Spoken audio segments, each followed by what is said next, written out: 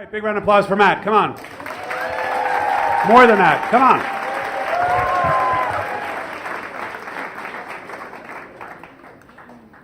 It is 2013, and I'm just about to watch the New England Patriots play the Denver Broncos, and I'm standing in a hospital room. And in my mind, I believe that if the Patriots can win this game, that everything's going to turn out okay.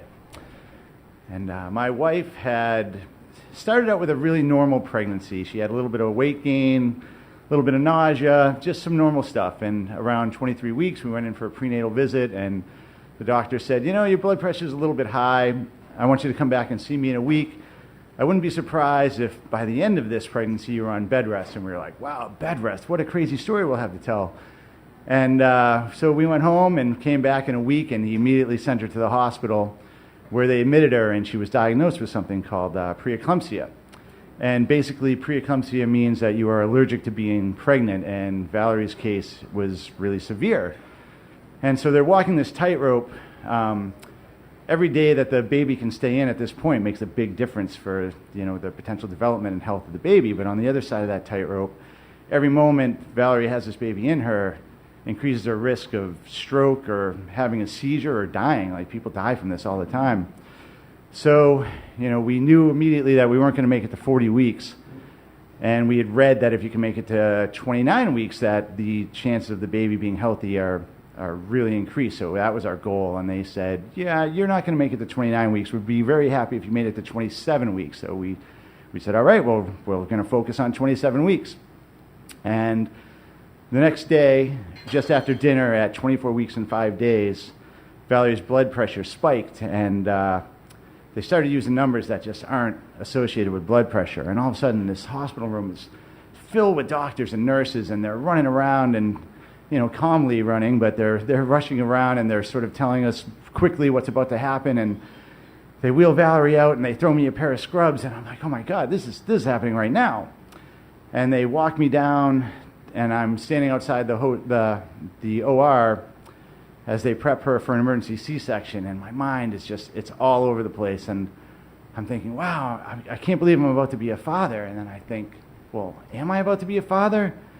And am I going to leave this hospital without my daughter and maybe without my wife? And I start really going a little darker, and I think nobody even knows that we're here. Nobody knows that this is happening. And who do I call if this doesn't go well? And just as I'm having that thought, this really energetic nurse comes out and says, all right, they're ready for you. And I go in, and Valerie's on the table, and the procedure starts, and it's just way more aggressive than I'm ready for. And they're pulling on her, and they're yanking as and her body's being jerked around this table as they're working feverishly to get this baby out. And just a couple of minutes in, they get the baby out, and we just catch the quickest glimpse of her as they hand her to another set of doctors as they hook her up to a bunch of machines to try and keep her alive. And she's just so small. She's just over a pound, and she's stone cold silent. And I'm having this thought, I think, how does this possibly have a happy ending for us? And just then the nurse, the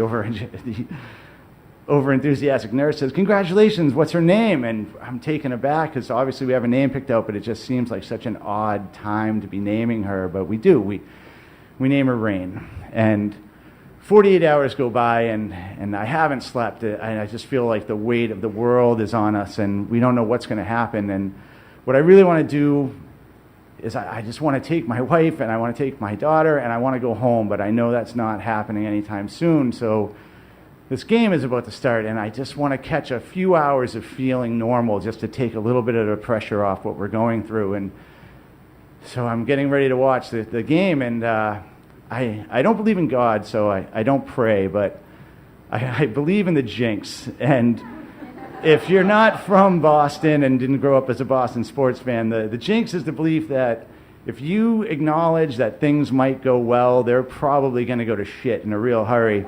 So, which is why it's amazing to me, is just before kickoff, I say this out loud. I say, the Patriots are going to win this game, and my daughter is going to live. And I'm just immediately annoyed at myself for bringing this on, for putting it out there. But all I can do is watch this game and see what happens. And the first half ends, and the Patriots are losing 24-0. And I'm weeping. I'm literally crying over this game, and I just again feel that the world is falling apart around us, and I'm doubly pissed and sad because I feel like I brought this on, this part of it. But the third quarter starts, and the Patriots come out, and they're a different team. They score 27 unanswered points at the end of the third quarter. They're up by 3, and I start thinking, oh my God, they could win this game, but I don't want to acknowledge that thought because of the stupid fucking jinx. And they, in the fourth quarter, they kick a field goal. They're up by 7, and I'm just trying to bend time with my mind. I want this game to end so badly. And with 3 minutes left, Denver scores a touchdown and ties it up, and I feel like the entire city of Denver just hates my baby. And if Peyton Manning were there, he'd want to snuff the life out of her with his bare hands. And I can't believe it. So sudden death overtime starts, ironically, and the Patriots win the toss. But they decide to kick off for some reason, which is really a weird decision, especially when my kid's life is on the line. And so that quarter starts, and it's going pretty quickly. It's uneventful. They're just trading possessions, and it's late in overtime. And I think this might end in a tie, which is good. It's not a loss, but I think that I said that they were going to win, and so I'm trying to figure out the jinx terminology that I used, and it happens. Denver fumbles a punt on their own 7-yard line, and the Patriots recover it, and 2 plays later, they're in the end zone, and they win, and I flip out. I'm completely inappropriate for a hospital, and I just go running down to the NICU where Rain is, and I'm showing her the highlights on my phone, and I'm like, look, this is what can happen. And I, for the first time, I just feel normal, and like there's a little bit of pressure off, and she would spend 4 months in the hospital, and we made it through, though. She came home, and she still got some challenges, and we'll get through those together. But when we're sitting and we're watching a game, I know that everything has already turned out the way it's supposed to.